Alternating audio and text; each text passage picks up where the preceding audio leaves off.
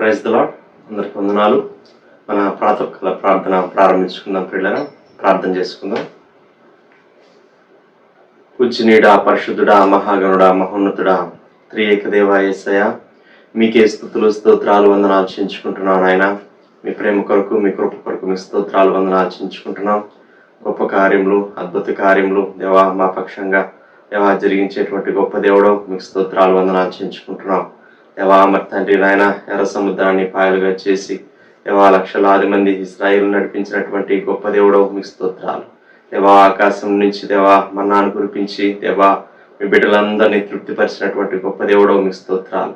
దేవా మరి తండ్రి నాయన అనేకమైనటువంటి అద్భుతాలు, ఆశ్చర్యాలు దేవా మరి తండ్రి నాయన జరిగించినటువంటి గొప్ప దేవుడు, మీ స్తోత్రాలు వందనాలు చించుకుంటున్నాం.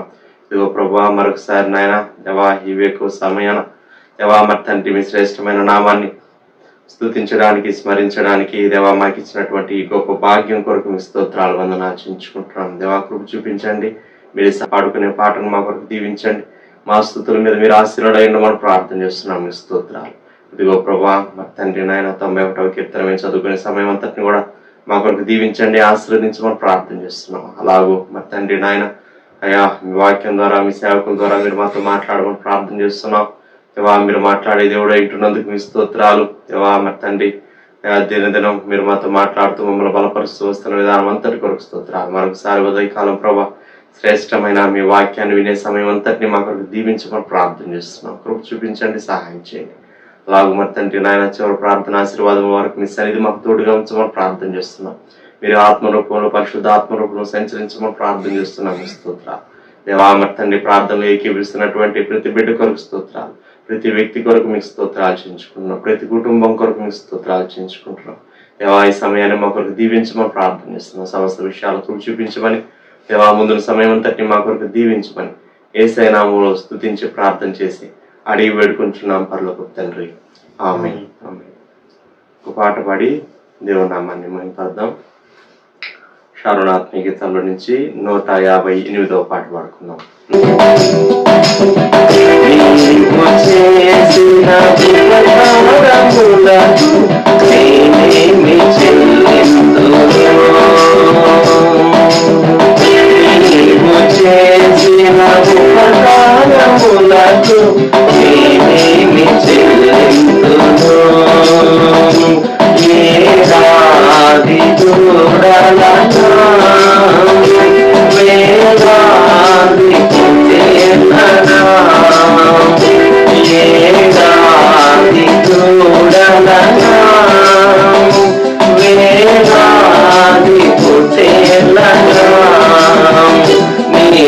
చేసిన ఉపకారములకు నేనేమి చెల్లింతును?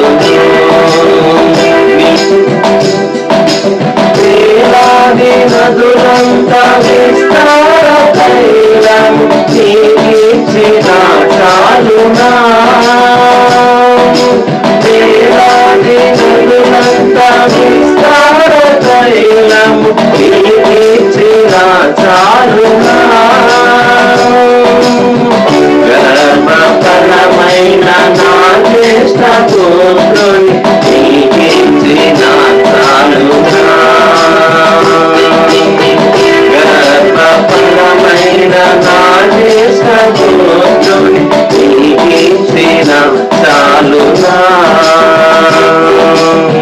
నీవు చేసిన ఉపకారములకు నేనేమి చెల్లింతును? నలిగిన మర్యాదముగను నా హృదయమర్పింతును. నలిగిన మర్యాదముగను నా హృదయమర్పింతును. రచన పాత్రను చేమోని నిత్యము నిన్ను వెంబడించేదను. రచన పాత్రను చేమోని నిత్యం నిన్ను వెంబడించేదను. నీవు చేసిన ఉపకారములకు నేనేమి చెల్లింతును? వ్యక్తిని చదువుకున్నట్లరా. మహోన్నతుని చాటున నివసించి వాడే సర్వశక్తిని నివసించువాడు. మహోన్నతుని చాటున నివసించి వాడే సర్వశక్తిని నివసించువాడు. ఆయన నాకు ఆశ్రయము, నా కోట, నేను నమ్ముకున్న దేవుడని యెహోవాను గురించి చెప్తున్నాను. ఆయనే నాకు ఆశ్రయము, నా కోట, నేను నమ్ముకున్న నా దేవుడని నేను యెహోవాను గురించి చెప్పుచున్నాను. వేటకాని ఊరిలో నుండి ఆయన నిన్ను విడిపించును, నాశనకరమైన తెగులు రాకుండా నిన్ను రక్షించును. వేటకాని ఊరిలో నుండి ఆయన నిన్ను విడిపించును, నాశనకరమైన తెగులు రాకుండా నిన్ను రక్షించును. ఆయన తన రెక్కలతో నిన్ను కప్పును, ఆయన రెక్కల కింద నీకు ఆశ్రయం కలుగును, ఆయన సత్యం కేయడంలో డాలునై ఉన్నది. ఆయన తన రెక్కలతో నిన్ను కప్పును, ఆయన రెక్కల కింద నీకు ఆశ్రయం కలుగును, ఆయన సత్యము కేయడము డాలునై ఉన్నది. రాత్రి వేళ కలుగు భయమునికైనను, పగటి వేళ ఎగురు బాణమునికైనను, రాత్రి వేళ కలుగు భయమునకైనను, పగటి వేళ ఎగురు బాణమునకైనను, చీకటిలో సంచరించు తెగులుకైనను, మధ్యాహ్నం మంది పాడు చేయ రోగములకైనను నేను భయపడుకుందు. చీకటిలో సంచరించి తెగులకైనను, మధ్యాహ్నం మంది పాడు చేయ రోగములకైనను నీవు భయపడుకుందువు. నీ ప్రక్కన 1000 మంది పడినాను, నీ కుడి ప్రక్కన 10,000 మంది కూలినను అపాయం ఎందుకు రాదు. నీ ప్రక్కన 1000 మంది పడినను, నీ కుడి ప్రక్కన 10,000 మంది కూలినను అపాయం నీ ఎద్దుకు రాదు. నీవు కనులారా చూచుండగా భక్తిహీనులకు ప్రతిఫలం కలుగును.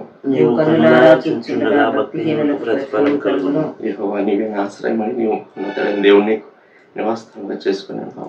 యెహోవా నీవే నా ఆశ్రయము అని నీవు మహోన్నతుడైన దేవుని నీకు నివాసస్థలముగా చేసుకుని ఉన్నావు. అపాయం ఏమీ రాదు, ఏ తెగులు నీ గుడారం సమీపించదు. నీకు అపాయమేమీ రాదు, ఏ తెగులును నీ గుడారమును సమీపించదు. మార్గములన్నిటిలో నిన్ను కాపాడటకు ఆయన నిన్ను గురించి తన దూతలకు ఆజ్ఞాపించును. నీ మార్గములన్నిటిలో నిన్ను కాపాడటకు ఆయన నిన్ను గూర్చి తన దూతలకు ఆజ్ఞాపించును. పాదములకు రాయి తాగకుండా వారిని తమ చేతుల మీద ఎత్తి పట్టుకుందరు. నీ పాదములకు రాయి తగలకుండా వారిని తమ చేతుల మీద ఎత్తి పట్టుకుందరు. నీ సింహంలో నావు పాములు దొరికెదవు, కొదమ సింహంలో భుజంగము నాలుగు దొరికెదవు.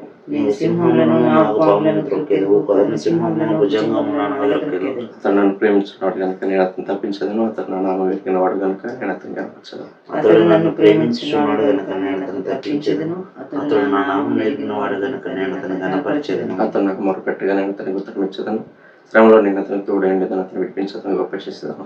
అతడు నాకు మొరపెట్టగా నేను అతనికి ఉత్తరం ఇచ్చేదను, శ్రమలో నేను అతనికి తోడైండేదను, అతను విడిపించి అతను గొప్ప చేసేదను. దీర్ఘాయు చేత అతన్ని తృప్తిపరచదను, నా రక్షణ అతనికి చూపించదను. దీర్ఘాయువు చేత అతన్ని తృప్తిపరచదను, నా రక్షణ అతనికి చూపించదను. దేవుని వాక్యం పిల్లరా తల్లిదండ్రులు బాలంటి గారు వచ్చి మనకి దేవుని వాక్యం ఇస్తారు.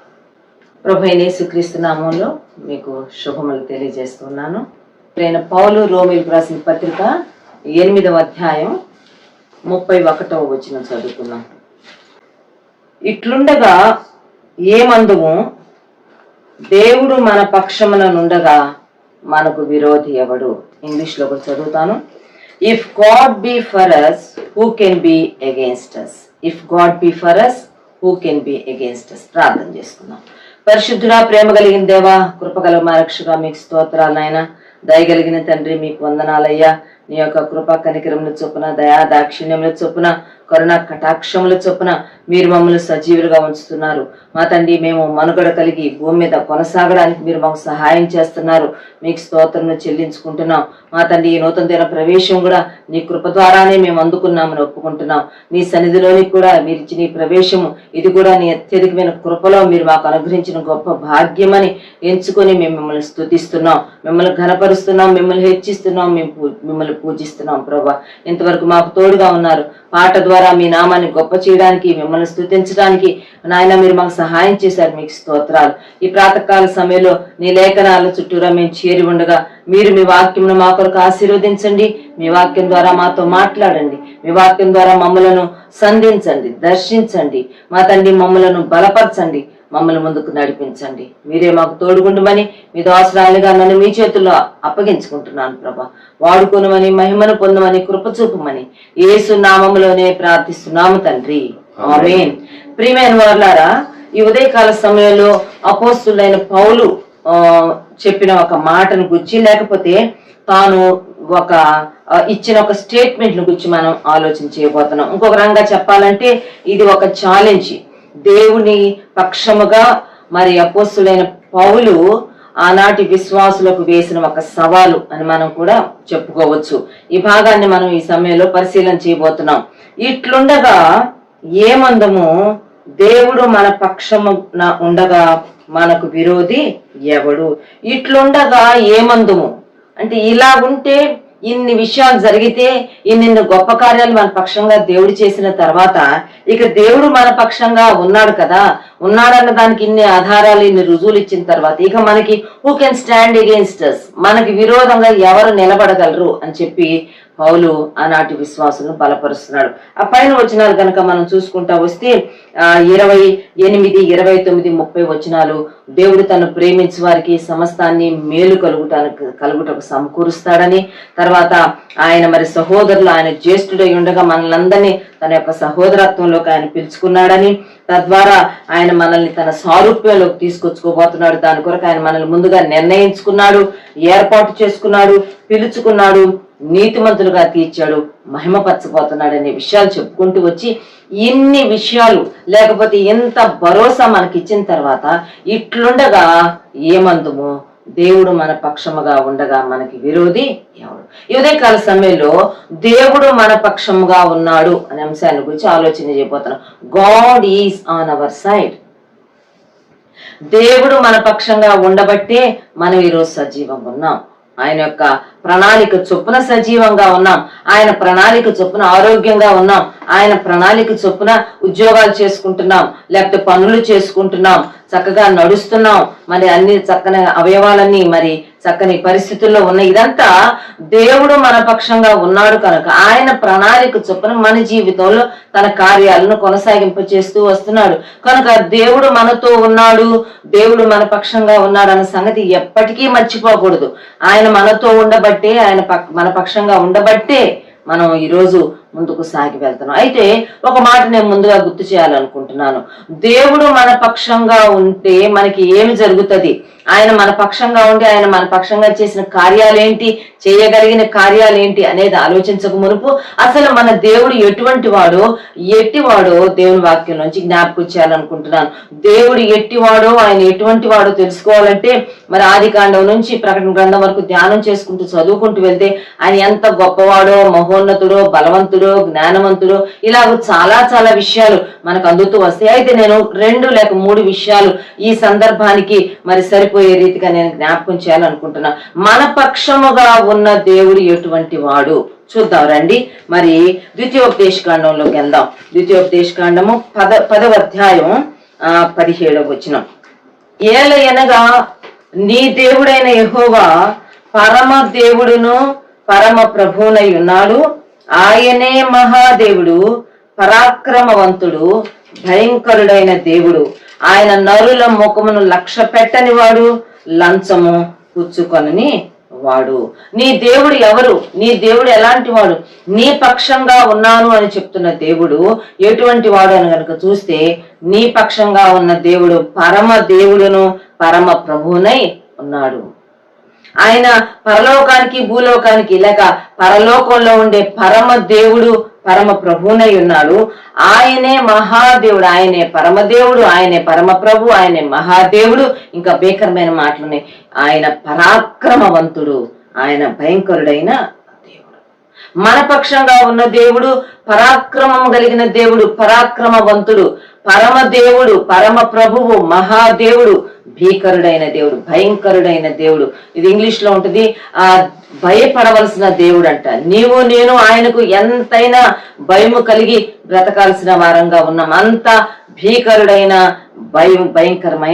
భయంకరుడైన దేవుడు. ఆయన నరుల ముఖమును లక్ష్య పెట్టువాడు కాదు, లంచాలు పుచ్చుకునేవాడు కాదు. అంటే God has got definite values.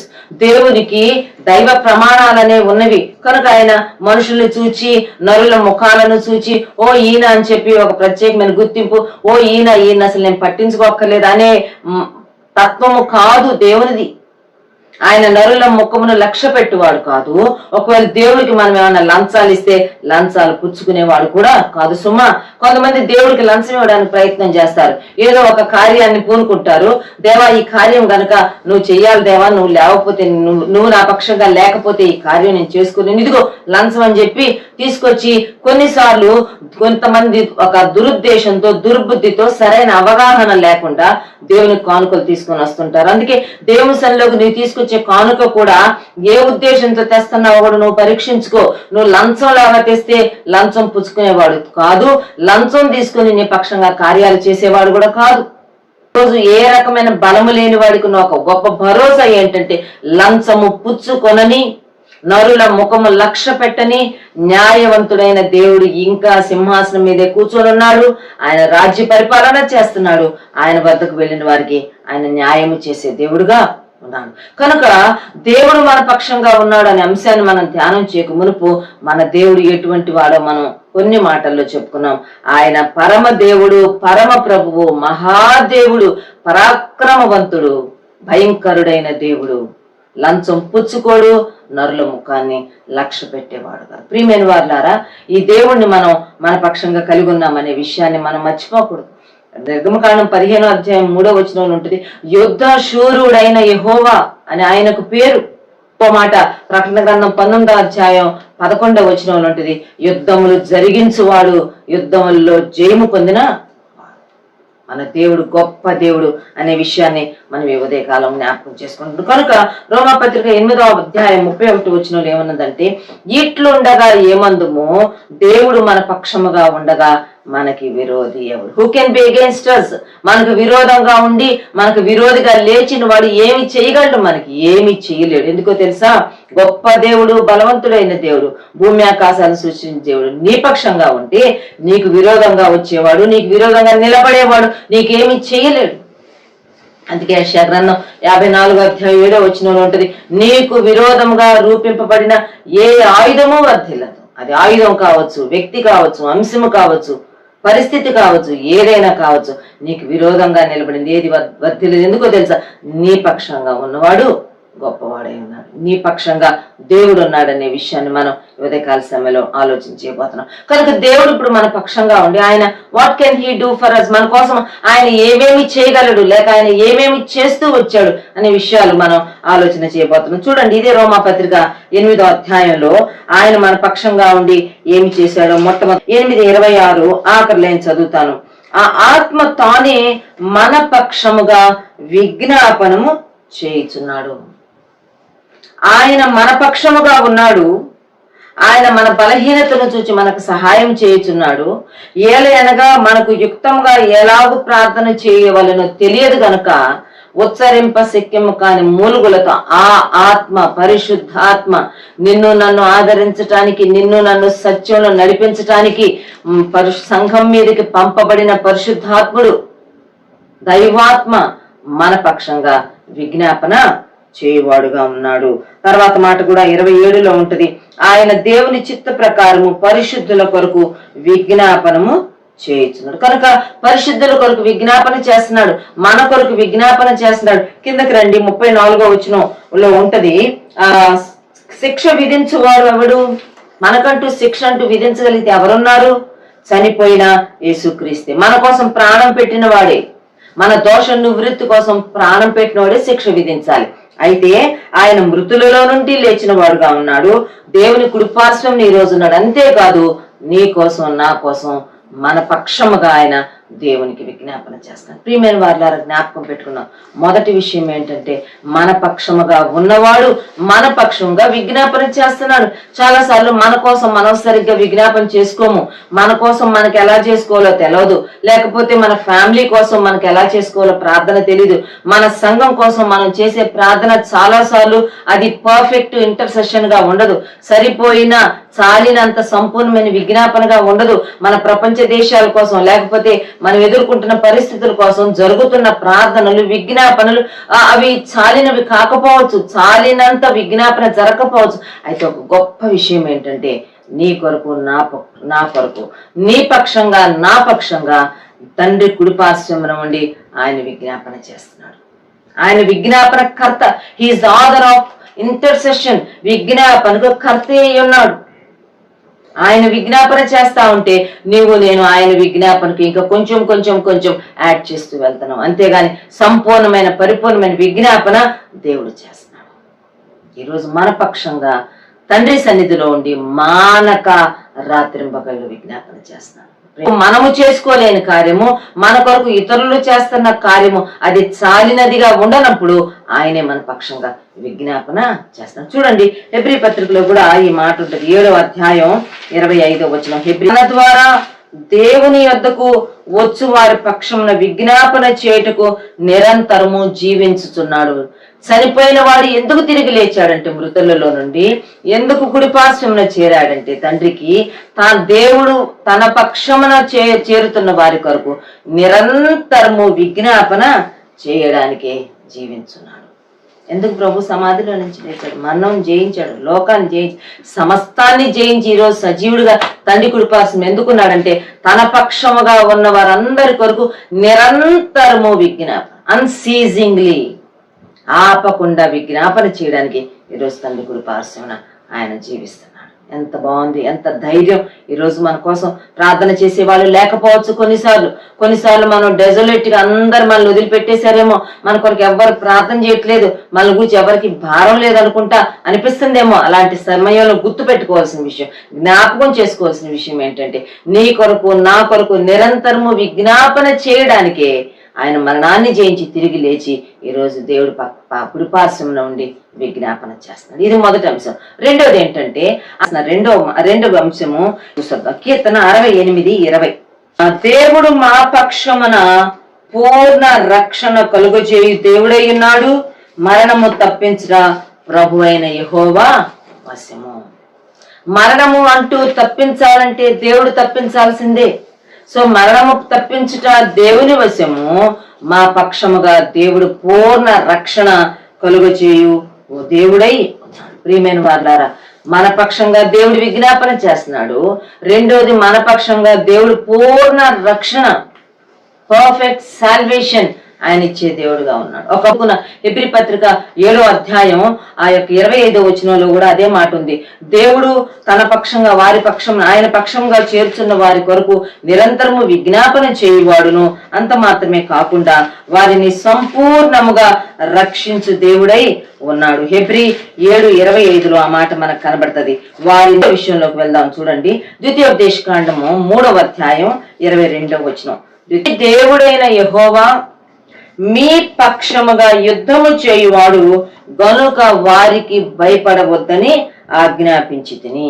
మూడోది, మీ దేవుడైన యెహోవా మీ పక్షముగా యుద్ధము చేయవాడు, మీ పక్షముగా విజ్ఞాపన చేయవాడు, మీ పక్షముగా పూర్ణ రక్షణ కలుగు చేయవాడు.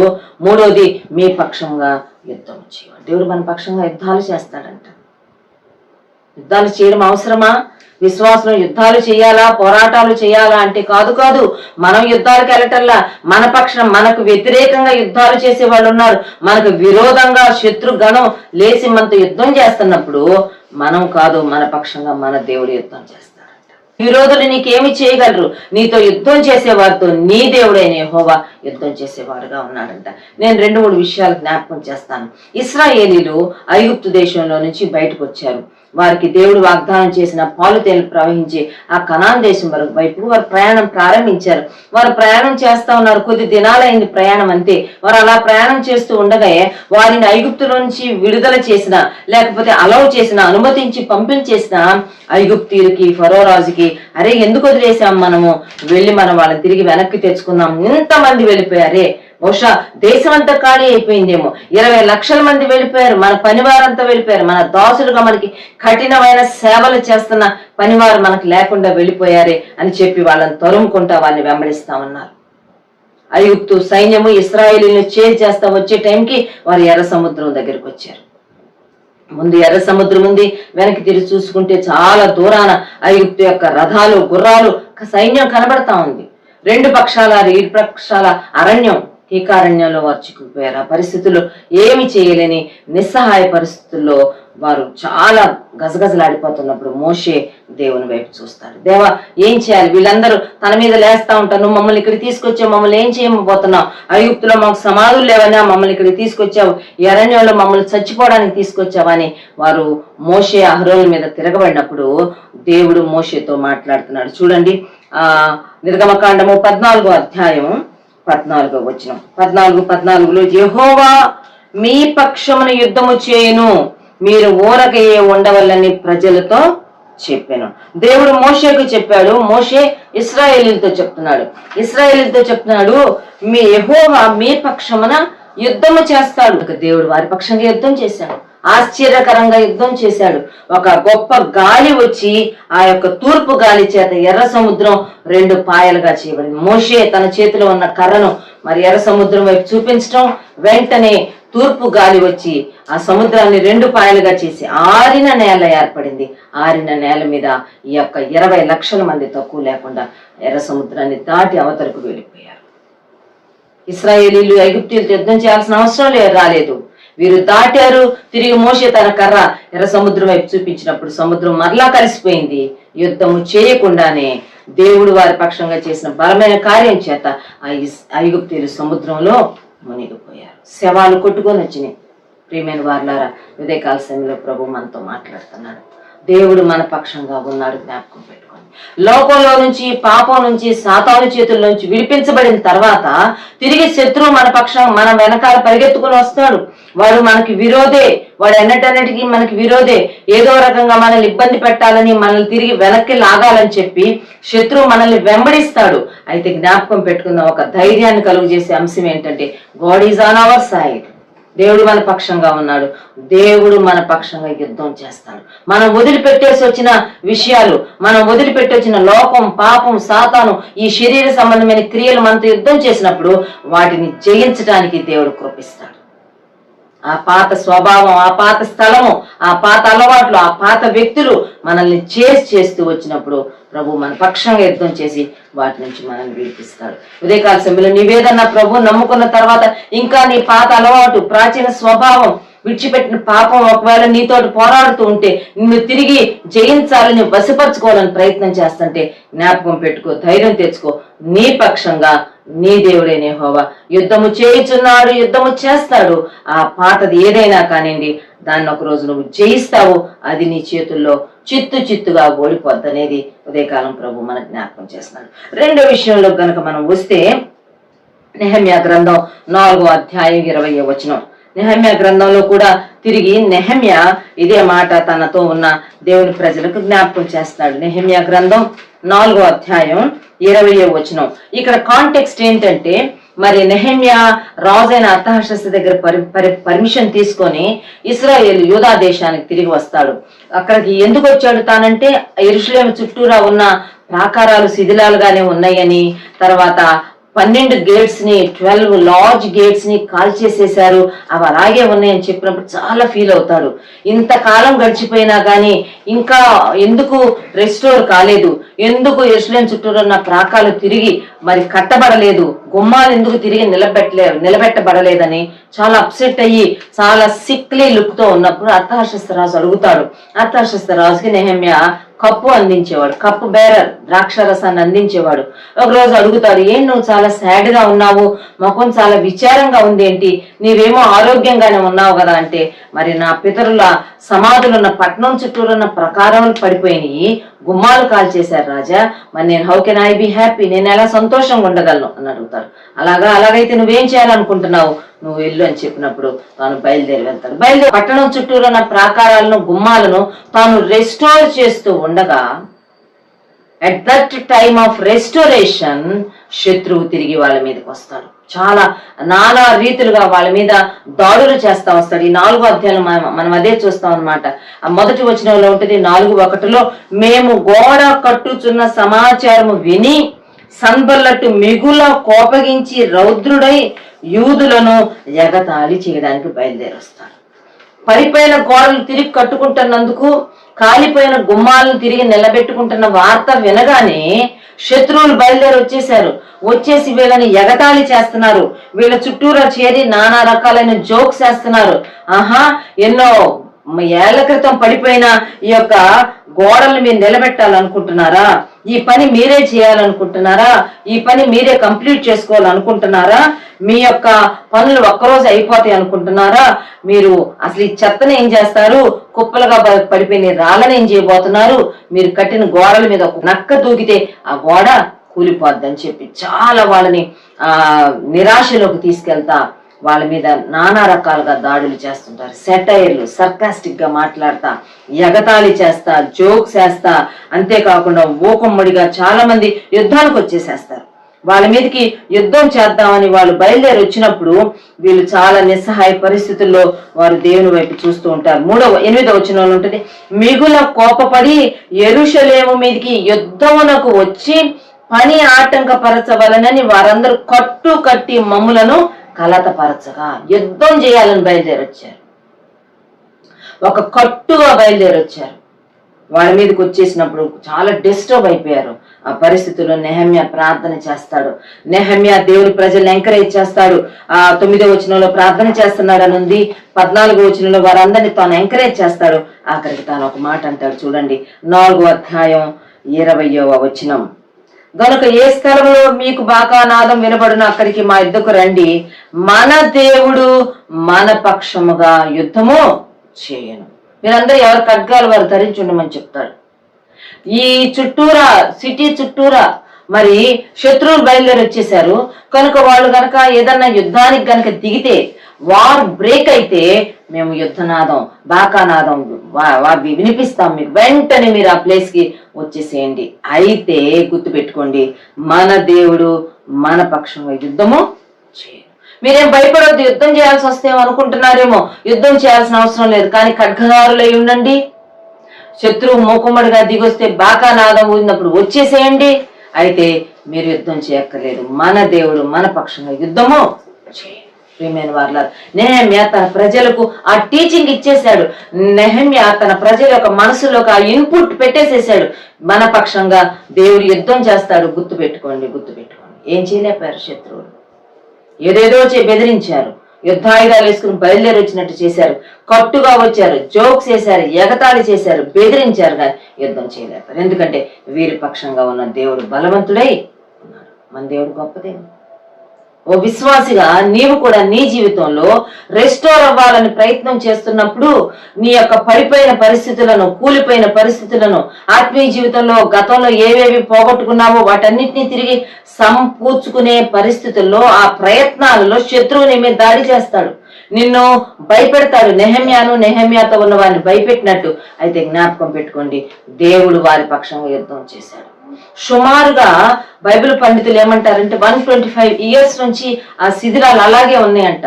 125 సంవత్సరాల నుంచి శిథిలాలుగా ఉన్న యెరూషలేము చుట్టూరా ఉన్న ప్రాకారాలను, గుమ్మాలను వీరు 52 రోజుల్లో కంప్లీట్ చేశారు. 6వ అధ్యాయంలో ఆ మాట కనబడుతుంది.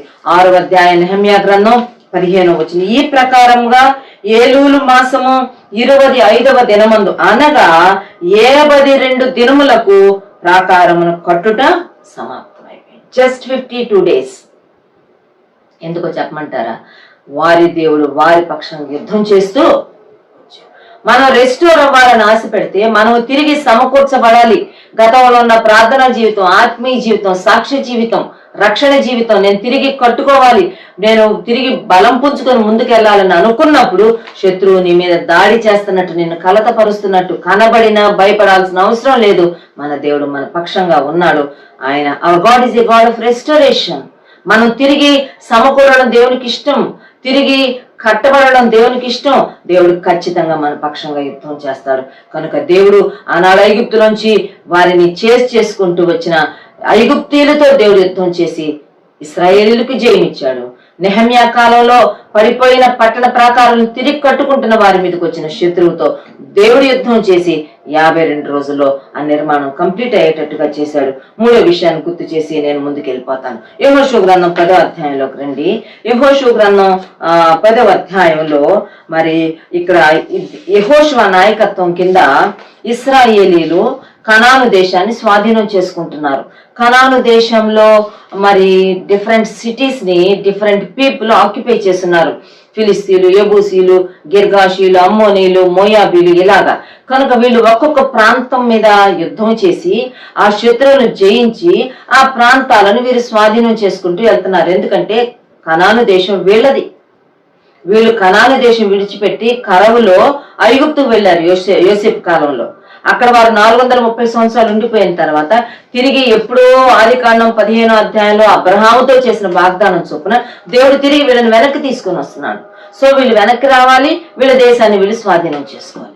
వీళ్ళ దేశాన్ని స్వాధీనపరచుకోవడంలో అక్కడ ఆక్యుపై చేస్తున్న శత్రువులతో వీరు పోరాడి జయించాల్సి వచ్చింది. యెహోషువ గ్రంథం 10వ అధ్యాయంలో వీరు ఆ ప్రాంతాలను జయిస్తూ ఉండగా దేవుడు ఎలాగో వారితో ఉండి యుద్ధాలు చేశాడో కొన్ని మాటలు జ్ఞాపకం చేస్తాను. ఇవి మనకు గుర్తు చేస్తున్న విషయం ఏంటంటే, ఆత్మీయ జీవితంలో నువ్వు ప్రోగ్రెస్ అవ్వాలనుకున్నప్పుడు, పరమకాలాను మన లక్ష్యము, మన అంతిమ గమ్యం పరలోకము, అక్కడికి మనం చేరే ఈ యొక్క పరలోకపు ఈ విశ్వాస పరుగులో, ఈ ప్రోగ్రెషన్ లో ఖచ్చితంగా శత్రువు యుద్ధాలకు వస్తాడు. వాడు మనతో ఫైట్ చేయాలని, మనల్ని ఇబ్బంది పెట్టాలని, మన నష్టపెట్టాలని, కష్టపెట్టాలని, మనం ముందుకు వెళ్లకుండా ఆపాలని చూస్తాడు. అయితే గుర్తుపెట్టుకుందాం, God is on our side.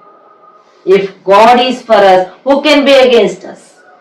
If God is on our side, who can be against? దేవుడు మన పక్షంగా ఉండగా, దేవుడు మన పక్కన ఉంటే మనకి ఎవరేం చేయగలరు? యెహోషువ పక్కన దేవుడు ఉన్నాడు, ఇశ్రాయేలు పక్షాన దేవుడు ఉన్నాడు. వారు వెళ్తూ ఉండగా ఎన్నో యుద్ధాలు జరుగుతున్నాయి. ఆ యుద్ధాల్లో దేవుడు వారి పక్షంగా ఉండి యుద్ధం చేశాడంట. యెహోషువ గ్రంథం గనక చూసి యెరికో పట్టణాన్ని చాలా సునాయాసంగా దాని చుట్టూరా బోరలు ఊదుకుంటూ, మరి వారు చేసిన ప్రదక్షిణల ద్వారానే ఎరుకో యొక్క కోట గోడలు కూలిపోయి దేవుడు చేసిన కార్యం. 10వ అధ్యాయంలోకి రండి, నేరుగా ఆ మాటలే మనకు కనబడతాయి. యెహోషువ గ్రంథం 10వ అధ్యాయంలో దేవుడు వారి పక్షంగా యుద్ధం చేస్తూ వచ్చాడంట. 10వ అధ్యాయం 10వ వచనం.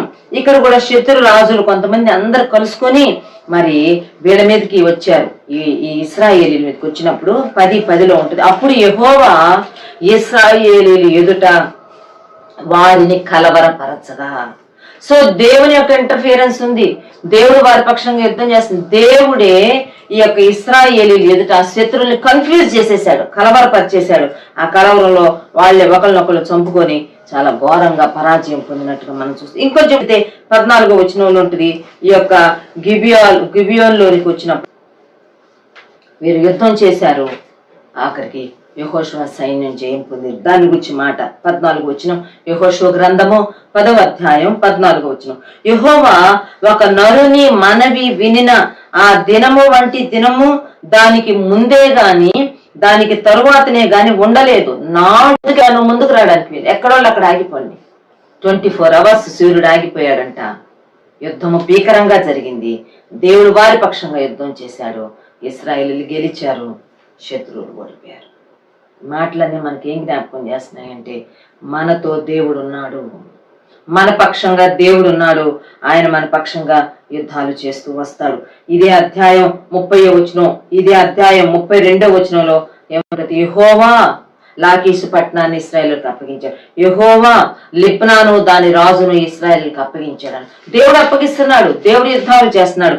ఎంత మంచి దేవుడు చూడు. 42వ వచనం, యెహోషువ గ్రంథము 10వ అధ్యాయం 42వ వచనం. ఇశ్రాయేలీయుల దేవుడైన యెహోవా ఇశ్రాయేలీయుల పక్షము యుద్ధము చేయుచుండెను గనుక ఆ సమస్త రాజులనందరినీ వారి దేశములను యెహోషువ ఒక్క దెబ్బతోనే, సమస్త దేశాల్లో ఉన్న ప్రజలను యెహోషువ ఒక్క దెబ్బతోనే పట్టుకోవడానికి గల ఏంటంటే, ఇశ్రాయేలీ దేవుడైన యెహోవా వారి పక్షంగా యుద్ధం చేస్తున్నాడు. కనుక మొదటి విషయము, దేవుడు మన పక్షంగా ఉండి మన పక్షంగా విజ్ఞాపన చేస్తున్నాడు. రెండవది, దేవుడు మన పక్షంగా ఉండి మనకి సంపూర్ణ రక్షణ ఇచ్చేవాడుగా ఉన్నాడు. మూడవది, దేవుడు మన పక్షంగా ఉండి మన పక్షంగా ఆయన యుద్ధాలు చేస్తాడు. వదిలిపెట్టేసిన లోకం, పాపం మనల్ని వెంటాడితే వాటితో దేవుడు యుద్ధం చేస్తాడు. ముందుకు వెళ్లకుండా శత్రువు మనల్ని అడ్డగిస్తే ఆ శత్రువుతో దేవుడు యుద్ధం చేస్తాడు.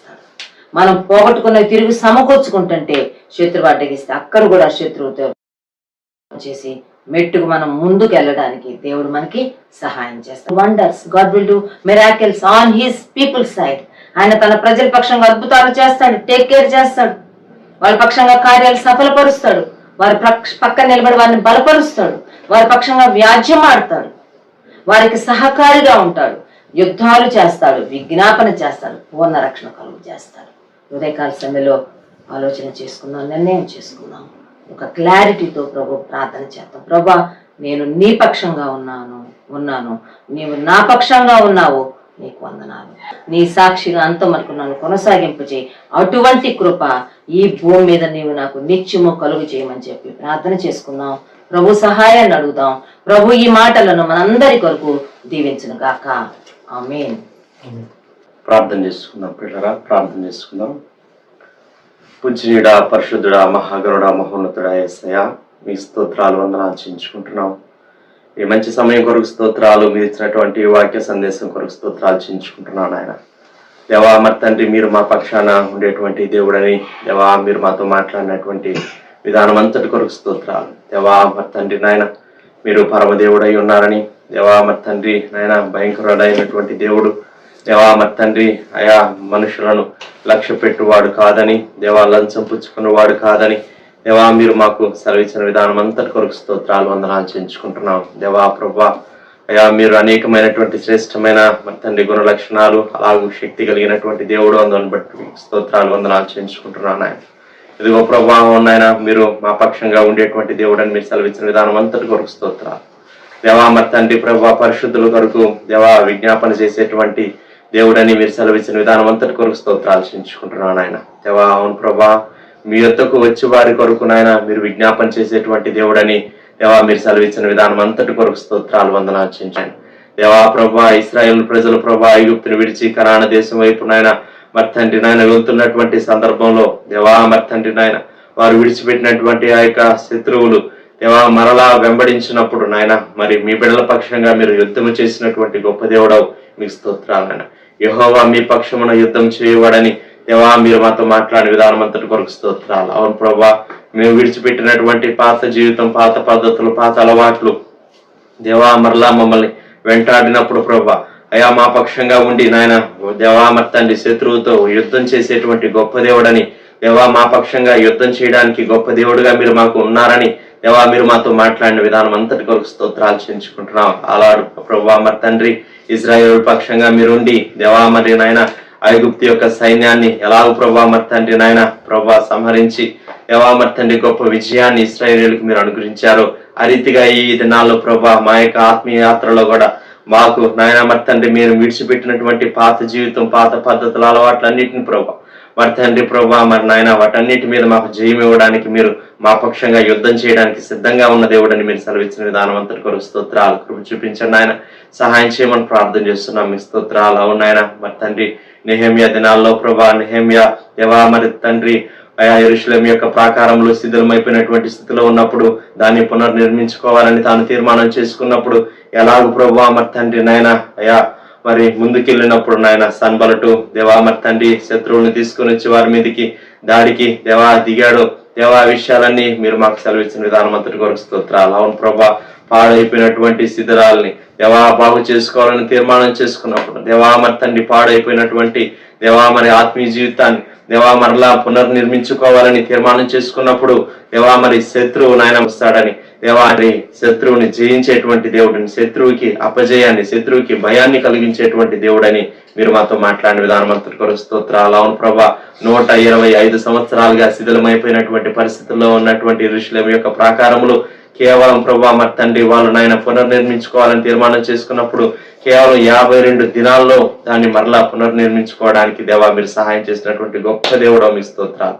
అవునైనా మేము మరలా ప్రభా మరి తండ్రి మా ఆత్మీయ జీవితాన్ని కట్టుకోవాలని దేవా మా ఆత్మీయ జీవితంలో ఇంకా బలంగా ముందుకు సాగాలని మేము తీర్మానం చేసుకున్నప్పుడు దేవా అతి తక్కువ సమయంలోనే దేవా పోగొట్టుకున్నటువంటి ఆత్మీయతను, పోగొట్టుకున్నటువంటి దేవ శ్రేష్టమైన జీవితాన్ని మరలా మీరు మాకు దేవా మరి దయచేసేటువంటి గొప్ప దేవుడని దేవా మీరు మాకు సెలవిచ్చిన విధానం అంతటి కొరకు స్తోత్రాలు, వందనాలు చేయించుకుంటున్నాను ఆయన. దేవా కృప చూపించండి. అవును ప్రభా దేవా మేము ఆత్మీయ జీవితంలో ముందుకు సాగిపోవాలన్నప్పుడు మీరు మా పక్షంగా ఉండి యుద్ధాలు చేసేటువంటి గొప్ప దేవుడు అని మీరు సెలవిచ్చినందుకు విధానం అంతటి కొరకు స్తోత్రాలు. అవును ప్రభా యెహోషువ మరి తండ్రి నాయన సూర్యుడిని నాయన ఆపినటువంటి దేవా పరిస్థితులు దేవా మరి తండ్రి మీరు మాకు బయలుపరిచినటువంటి విధానం అంతటి కొరకు మీ స్తోత్రాలు, వందనాలు చేయించుకుంటున్నాం. దేవా మరి తండ్రి నాయన కృప చూపించండి, మీరే సహాయం చేయమని ప్రార్థన చేస్తున్నాం. చక్కగా అన్న వాక్కు ప్రభా మా అందరి హృదయాల్లో నీకంటే ఫలింప చేయమని ప్రార్థన చేస్తున్నాం. సమస్త విషయాలు కృప చూపించండి. ఇదిగో దేవా మరి తండ్రి ప్రభా ఈ ప్రార్థనలో ఏకీవించినటువంటి ప్రతి బిడ్డ కొరకు మీ స్తోత్రాలు, వందనాలు చేయించుకుంటున్నాం. ప్రతి ఒక్కరిని కూడా జ్ఞాపకం చేసుకోండి, దీవించండి. సంఘంలో ఉన్న ప్రతి ఒక్కరిని కూడా నాయన దేవా మరి తండ్రి చిన్న బిడ్డల మధ్య వయసు వారిని, యవనస్తుల్ని, పెద్దల్ని, వృద్ధులందరూ కూడా దీవించమని ప్రార్థన చేస్తాం. సమస్త విషయాలు కృప చూపించి మీ నామానికి మహిమ తెచ్చుకోండి. మీ బిడ్డలు ఎట్టి అక్కర్ల అవసరతలతో ఉన్నారో దేవా మరి తండ్రి ఆ యొక్క అవసరతలన్నీ కూడా మీరు తీర్చి మీ నామానికి మహిమ తెచ్చుకోండి. సమస్త విషయాలు కృప చూపించమని సమస్త ఘనత మహిమ ప్రభావాలు మీకే ఆరోపించుకుంటూ దేవా మరి తండ్రి నాయన ఈ యొక్క స్తుతి ప్రార్థన అంగీకరించమని, ఆలకించమని యేసుక్రీస్తు వారి అతి పరిశుద్ధమైన నామములో స్తుతించి ప్రార్థన చేసి అడిగి వేడుకొంచున్నాం పరలోకపు తండ్రి, ఆమేన్. మన తండ్రి అయిన దేవుని యొక్క ప్రేమ, కుమారుడైన యేసుక్రీస్తు యొక్క కృప, పరిశుద్ధాత్మ యొక్క అన్యోన్య సహవాసము, ఆశీర్వాదం సదాకాలం మనందరికీ తోడైండును గాక. ఆమేన్.